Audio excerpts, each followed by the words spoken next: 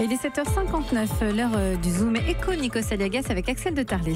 Octobre rouge sur les marchés avec une chute de la bourse et une envolée des prix du pétrole. Et ce ne sera pas sans conséquence sur l'économie française. Oui, on a là malheureusement deux indicateurs majeurs qui virent au rouge. Donc les prix du pétrole, vous l'avez dit, plus 28% sur un an, plus 54% sur 2 ans. Et la bourse qui a connu en octobre son pire mois depuis 2011, depuis 7 ans, avec une chute de près de 10%. Alors je sais, la bourse, vous allez me dire...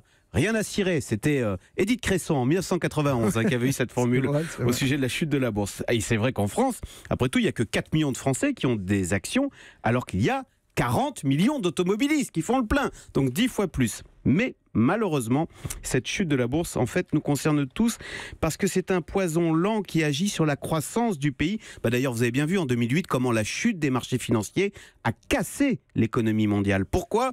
Eh bien parce que quand vous avez des grandes entreprises, des grandes banques comme Société Générale, Saint-Gobain, Valeo, qui perdent plus du tiers ou un tiers de leur valeur boursière en un an, eh bien ça crée un environnement négatif qui incite à la prudence. Les patrons repoussent ou annulent carrément des investissements. Donc vous voyez, si on se résume, on a en ce moment une double déprime, des consommateurs à cause des prix du pétrole et des milieux économiques à cause de la bourse. Mais pourquoi la bourse est-elle en train de chuter alors que le pétrole, lui, s'envole ? Je ne comprends pas. Alors ce sont deux phénomènes extérieurs. Le pétrole s'envole, alors notamment, on va faire simple, à cause de l'embargo américain sur le pétrole iranien.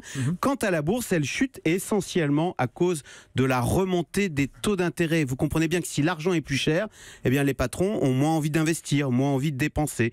Alors donc c'est vrai, ce sont là deux causes extérieures sur lesquelles le gouvernement français n'a aucune prise, mais malheureusement, ce double coup de bambou sur les particuliers et sur les chefs d'entreprise va avoir des effets négatifs sur la croissance française.